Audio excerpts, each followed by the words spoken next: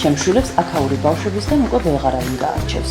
მთელი დღეები ტობისთან ერთად სოფლის ორღობეებში დახეტიალობენ, 1000 გასართობს იგონებენ თავისთვის და ამდენივე სანერვიულოს ჩემთვის. დიდი ალბათობით ისევ კვერცხების საძებნელად არიან ესენი წასული.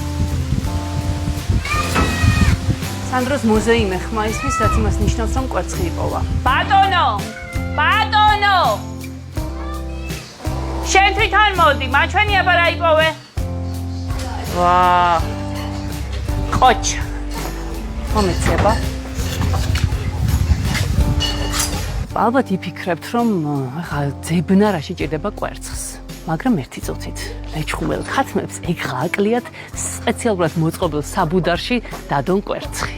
უნდა ეძებო ქუჩაში, ბალახებში, ხეებს შორის, ვენახში, ღობეებში და ასე შემდეგ. მოკლედ ყველგან გარდა საკათმისა.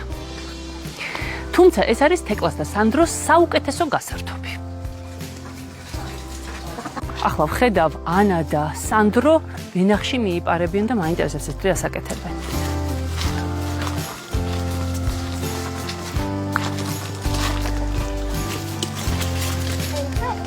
აჰა, ხილს აგროვებენ.